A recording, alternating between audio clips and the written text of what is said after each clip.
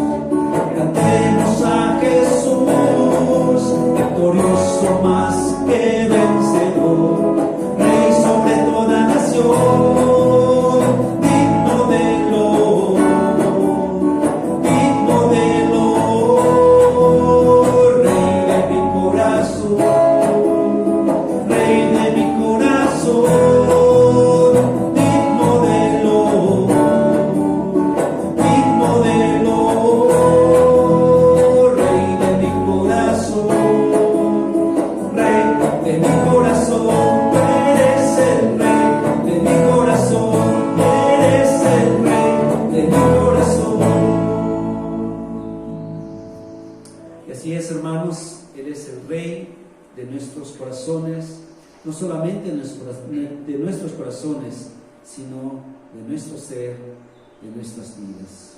Por eso alabamos a este Rey, alabamos a este Dios, porque Él es grande, Él es majestuoso. El esplendor de un Rey vestido en majestad, Él es nuestro Dios.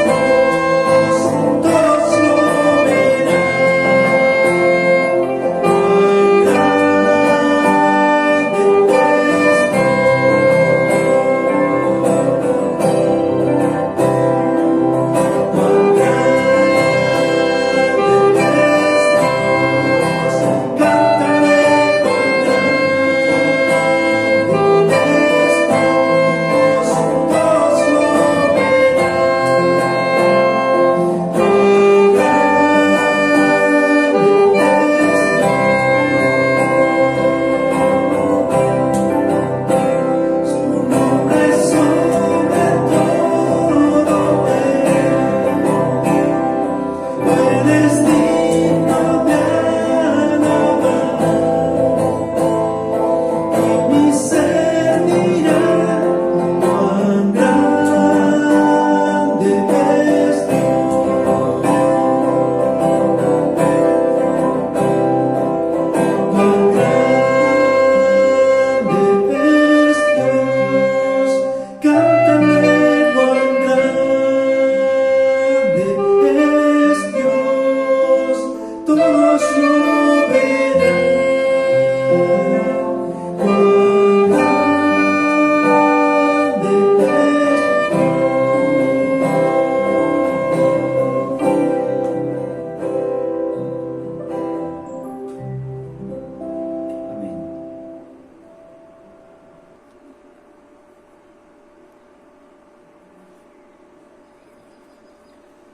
Con el gusto de saludarles nuevamente, estamos aquí pues reunidos después de haber alabado y glorificado a nuestro Señor con estos cantos que nuestros hermanos nos compartieron.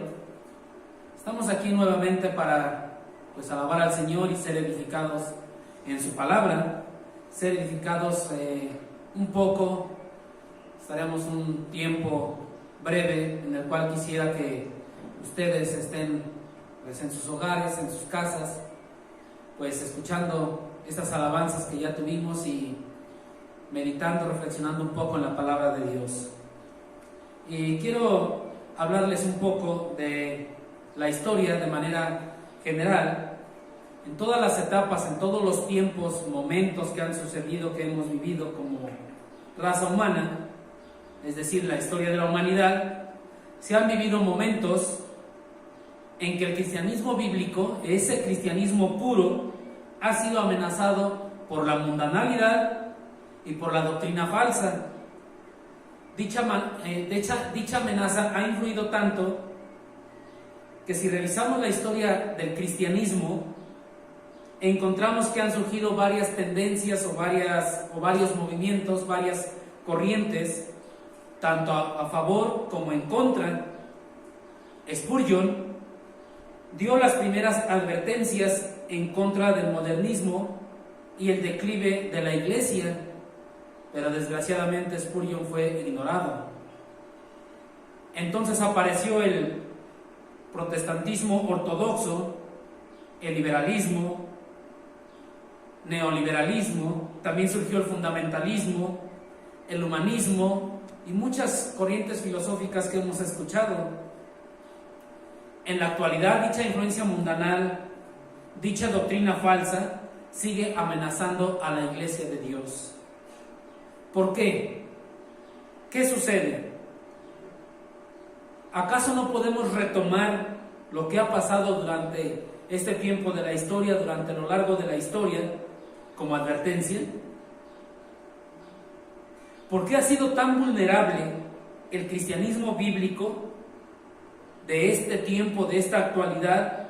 ¿Por qué ha sido tan vulnerable a estas concesiones doctrinales y a la influencia mundanal? ¿Qué nos está pasando? ¿Qué está sucediendo? ¿Por qué? Y rápidamente pudiéramos contestar y decir: falta de oración y estudio de la palabra de Dios. Claro que sí, hermanos, pero todo esto va mucho más allá de lo que nosotros podríamos imaginar. ¿Por qué? Si realmente estamos orando como Dios lo pide, como Dios manda, si realmente estamos escudriñando las Escrituras tal cual debe de ser, entonces aplicamos lo que Dios dice en su palabra tal cual debe de ser. Y no habría ningún declive, no habría ninguna influencia mundanal, no habría doctrinas falsas. El día de ayer se les pidió que de favor leyeran 1 Corintios capítulo 1 versículo 17 al capítulo 2 versículo 5. 1 Corintios 1, 17 al 2, 5. Pasaje en el cual vamos a meditar el día de hoy, pero únicamente iremos retomando algunos versículos. Por eso se les pidió desde ayer que lo leyeran, lo analizaran y conocieran el contexto de este pasaje. Así que de favor les pido, abran sus Biblias y que vayamos retomando y vayamos prestando atención en este pasaje. Y como les decía, en la actualidad el cristianismo bíblico es vulnerable a las concesiones doctrinales y a la influencia que el mundo ejerce sobre la iglesia. Y esta influencia mundanal, que es lo que se vive en nuestra sociedad, está influyendo en la iglesia del Señor.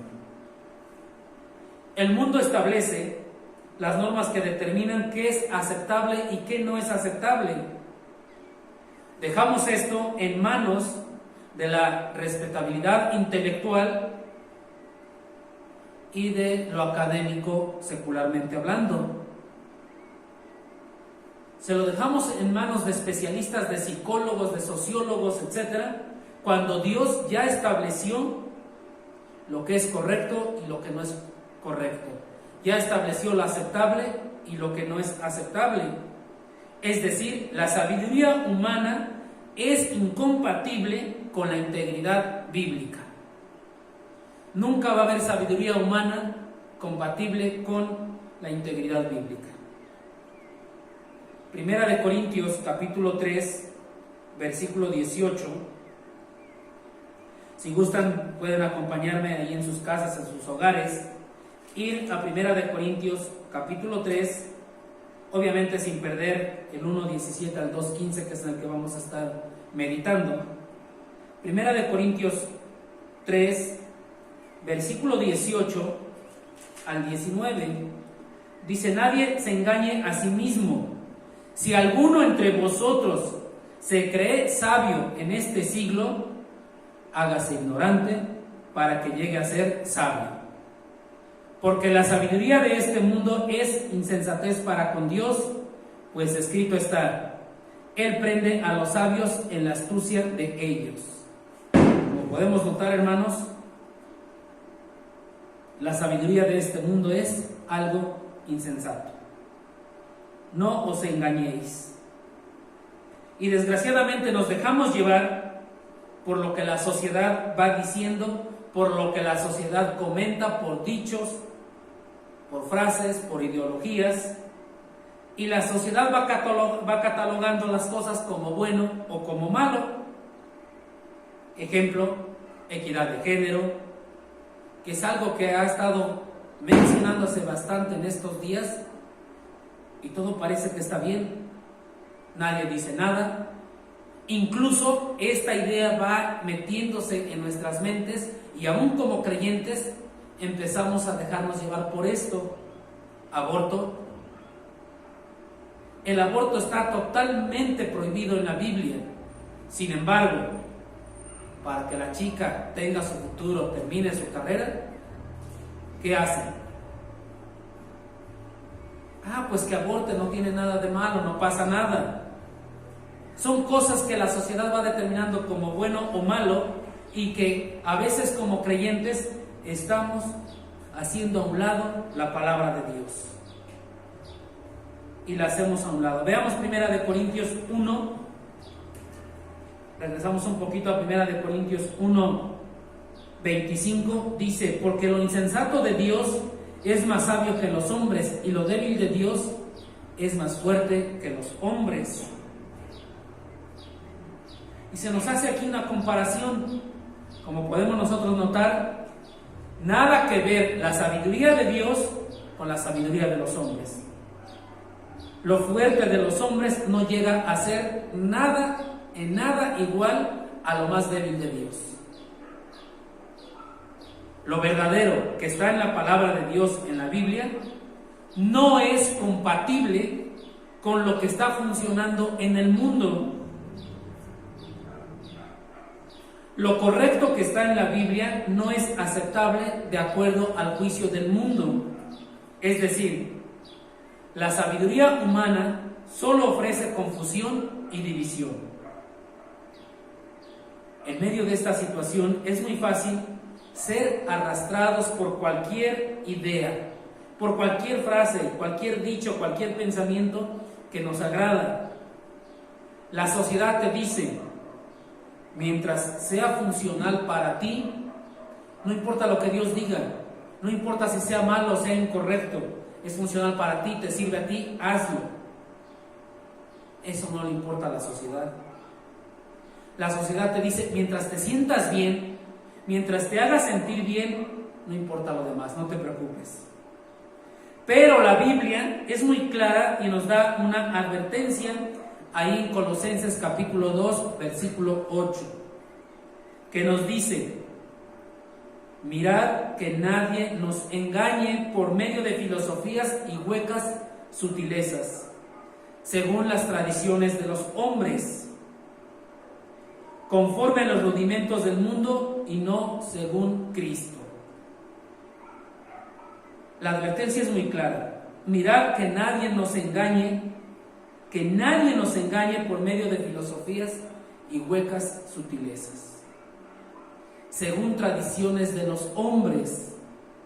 Es decir, toda la tradición del mundo va arrastrando a toda una sociedad con las formas de pensar, y desgraciadamente como creyentes estamos en esa sociedad y nos dejamos llevar por eso. Dios te advierte y te dice que nadie te engañe, nadie, porque dice que es conforme a los rudimentos del mundo y no según Cristo. Ahora, tampoco estoy diciendo que la sabiduría y la inteligencia humana sean malas y sea algo inservible, es decir, que no sirven para nada. Por el contrario, tanto la sabiduría como la inteligencia humana son muy necesarias. Son necesarias para entender lo que la palabra del Señor dice. Y seguramente recordaremos Romanos 12:2, que nos dice: transformaos por medio de la renovación de vuestro entendimiento. Es decir, para que tu entendimiento sea renovado y tú puedas ser transformado, necesitas de inteligencia, necesitas de tu raciocinio, necesitas de tu sabiduría. Y ahí mismo lo dice en el versículo 1 de Romanos 12, para que vuestro culto sea algo racional. Es decir, no venimos a cantarle al Señor sin haberlo asimilado, sin haberlo entendido. Como creyentes, entendemos lo que Cristo hizo por cada uno de nosotros, y esto nos motiva, esto nos inspira a cantarle, esto nos inspira para adorarle, para alabarle. Es decir, nuestro culto no es algo de tontos. Vuestro culto es racional, es entendible, y sabemos lo que le cantamos y sabemos lo que le pedimos. Entonces, tenemos que tener muy claro que la sabiduría y la inteligencia humana, por un lado, nos está llevando a ser arrastrados por el mundo, pero también es necesaria para poder entender la palabra de Dios. Dice Colosenses 1:9: seamos llenos del conocimiento de su voluntad. Escuchen bien, seamos llenos del conocimiento de la voluntad de Dios, no del conocimiento mundano, no del conocimiento que nos enseña allá afuera el mundo, conocimiento de la voluntad del Señor. Y este conocimiento en el cual debemos de ser llenos, dice que sea en toda sabiduría e inteligencia espiritual. Veamos entonces cómo la sabiduría y la inteligencia de un creyente tiene que ser algo meramente espiritual. No la sabiduría y la inteligencia humana que usan sociólogos, psicólogos o cualquier especialista para generar una corriente filosófica, que muchas veces somos arrastrados por estas. Y entonces, para lograr esta sabiduría e inteligencia espiritual en cada uno de nosotros, necesitamos estudiar con diligencia las Sagradas Escrituras, así como se le decía a Timoteo ahí en la segunda carta, capítulo 2, versículo 15. ¿Por qué? Porque nuestra fe es un asunto de entendimiento y no un asunto de emoción. Por lo tanto, necesitamos de la sabiduría y de la inteligencia humana espiritual, no mundana. Esa mundana es la que apoya filosofías y huecas sutilezas, elevando a un lugar inmerecido la opinión humana, pasando de teología evangélica a una teología secular, tratando de adaptar la Biblia a nuestras ideas y a nuestros pensamientos. que desgraciadamente es lo que están haciendo actualmente muchos de aquellos institutos bíblicos. Y algo que debemos de entender como creyentes, y no estoy en contra de los institutos bíblicos, pero lo que debemos de entender es que el instituto bíblico tiene que estar debajo de la autoridad de una iglesia. Debe estar debajo de la autoridad de los ancianos de una iglesia. Cuando el instituto bíblico pasa arriba de la iglesia, esto ya no es bíblico. Porque entonces dejo de servir a mi congregación, dejo de servir a mi Señor, justificando que no voy a estudiar. Grave error. Ahora, esto es algo que nos está pasando mucho. Adaptar la Biblia a nuestras ideas y pensamientos. Y entonces estamos torciendo la verdad divina del Evangelio. Y está pasando actualmente en los creyentes, en las iglesias, y el resultado es tener iglesias mundanas. Iglesias que se adaptan con mucho esmero a las modas y a las formas de pensar de la sociedad. Usan la psicología del mundo para adaptar la Biblia a sus propias opiniones humanas, pero esto no debe de ser así. Y para evitar esto únicamente tenemos que hacer lo que dice 1 Corintios 1:17, que dice así: pues no me envió Cristo a bautizar, sino a predicar el Evangelio, no con sabiduría de palabras, para que no se haga vana la cruz de Cristo. El apóstol Pablo dice predicar el Evangelio tal cual, tal como debe de ser, no con sabiduría de palabras. Es decir, predicar la palabra de Dios tal cual, tal como está, no con sabiduría humana. ¿Para qué? Para que no se haga vana la cruz de Cristo. El mensaje central del Evangelio debe de ser la cruz de Cristo. No hay necesidad de usar otras cosas. Y esto hace que haya un choque entre la sabiduría humana con el verdadero Evangelio, ya que estos son incompatibles por constitución y por esencia. El Evangelio demanda que las personas reconozcan su pecado. La gente dice: yo hago cosas buenas, yo no soy malo, casi soy perfecto. El Evangelio humilla, evidencia tu culpa, pero te ofrece una salvación que es por la gracia de Dios, y la gente quiere alcanzarla por sus propios méritos, sus propios esfuerzos. Entonces es muy importante que prediquemos el Evangelio, pero realmente como es, no con sabiduría humana, sino como dice 1 Corintios en su capítulo 2. Así que hermanos, capítulo 2, versículo 1 y 2. Así que hermanos, cuando fui a vosotros para anunciaros el testimonio de Dios, no fui con excelencia de palabras o de sabiduría, pues me propuse no saber entre vosotros cosa alguna, sino a Jesucristo y a este crucificado. Si nosotros hacemos esto, estamos entonces predicando el Evangelio como debe de ser y tal cual debe de ser, la palabra de Dios como debe de ser. Y dice que el Evangelio será locura a los que se pierden, pero a los que se salvan es poder de Dios. Es decir, el Evangelio debe de ser un sencillo mensaje de la cruz de Cristo, pero tan profundo que penetre hasta lo más sensible de los pecadores, porque la palabra de Dios es viva y eficaz. Ahora bien, para saber si realmente estamos siendo sabios en el Señor, o si lo que estamos escuchando, si lo que estamos recibiendo es sabiduría humana, son filosofías o huecas sutilezas, quiero que veamos 4 cosas que nos ayudarán a diferenciar entre la sabiduría humana y la sabiduría divina. La primera cosa es que la sabiduría humana es temporal, la sabiduría divina es eterna. Primera de Corintios, capítulo 1, versículo 19. Pues escrito está: destruiré la sabiduría de los sabios y desecharé el entendimiento de los entendidos. ¿Dónde está el sabio? ¿Dónde está el escriba? ¿Dónde está el disputador de este siglo? ¿Dónde están? ¿Dónde está el sabio?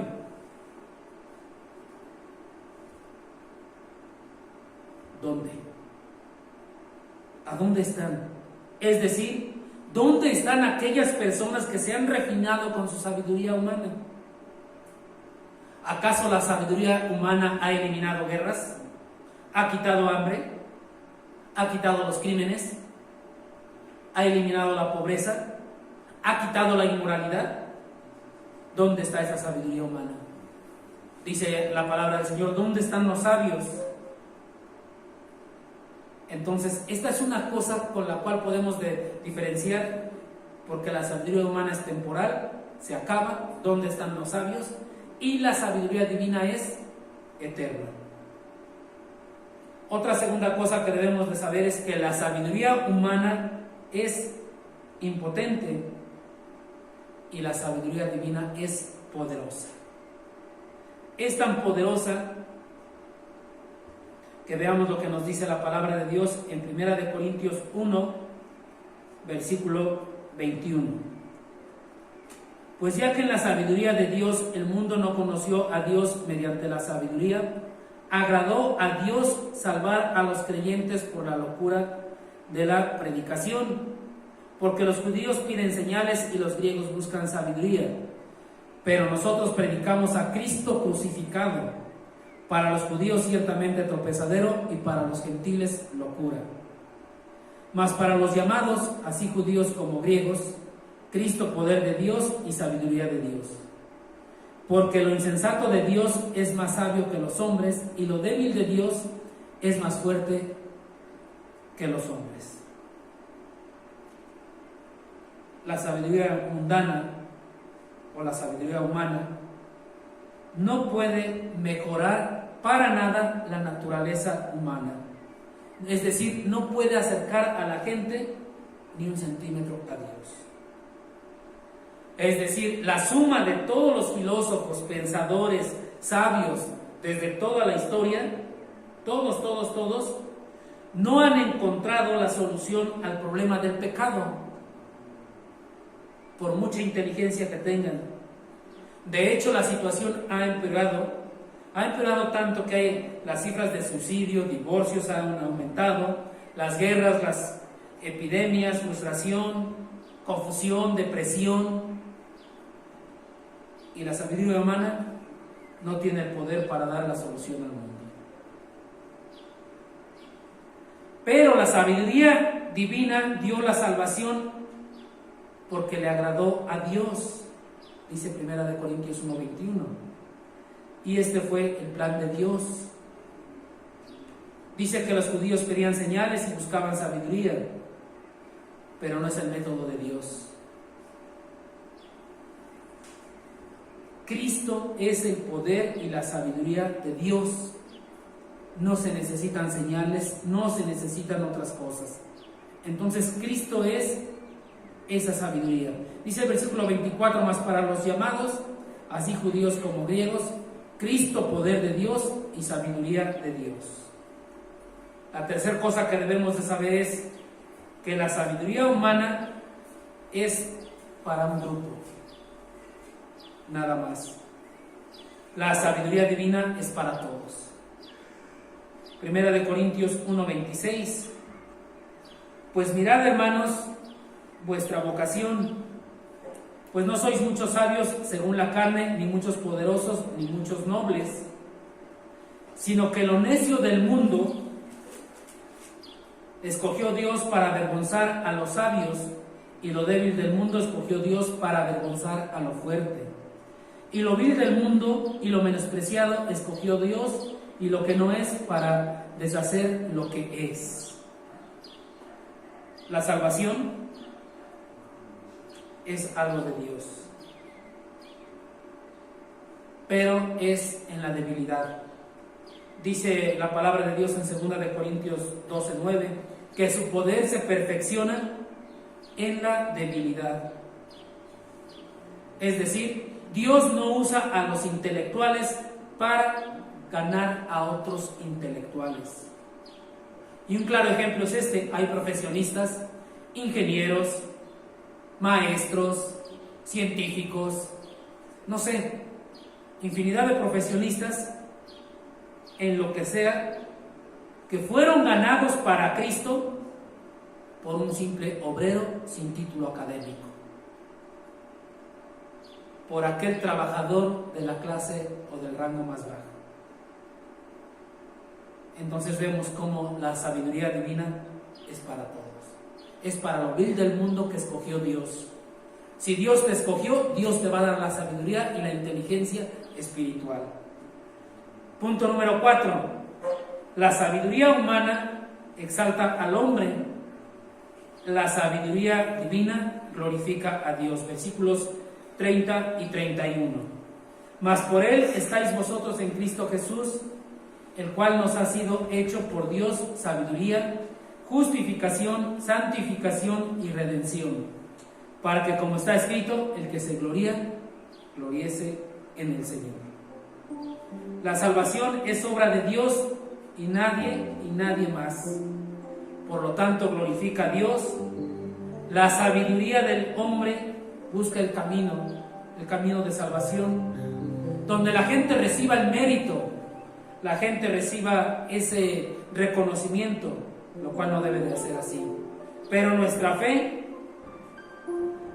debe de cimentarse sobre la sabiduría de Dios y no sobre la sabiduría de los hombres. Debe de cimentarse sobre el poder de Dios.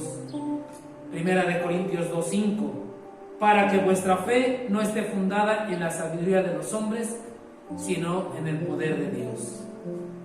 Estimados hermanos que nos escuchan en sus casas, en sus hogares, esperamos que este tiempo de meditación, de edificación en la palabra del Señor, pues sea de agrado para ustedes y sobre todo sea para exaltar al Señor. Que pensemos, reflexionemos un poco, analicemos nuestra vida y sigamos la sabiduría divina. Que no nos dejemos arrastrar por cualquier viento de doctrina, ser llevados con huecas sutilezas que el mundo viene dando y enseñando cada vez más. Cuidemos nuestro testimonio personal, cuidemos el testimonio de nuestra iglesia para que el Señor sea alabado, exaltado y glorificado. Terminamos haciendo una oración cada uno de ustedes en sus hogares y que el Señor les bendiga, poniéndonos nuevamente a sus órdenes nuestro hermano Agustín y su servidor Jorge Chávez. Vamos a orar, hermanos, así que en sus hogares cierren sus ojos, inclinen sus rostros. Padre, en esta tarde te damos gracias por este tiempo que tú nos das, por este tiempo que tú nos has permitido estar meditando en tu palabra y también alabando y glorificando tu santo nombre. Te damos gracias por este tiempo y nos ponemos en tus manos rogándote que pues tú desde lo alto nos des esta sabiduría divina, la cual necesitamos para poder honrar y glorificarte y no ser arrastrados por la mundanalidad de esta sociedad, Padre. Te damos gracias en Cristo Jesús. Amén. Que Dios los bendiga, mis hermanos. Hasta pronto.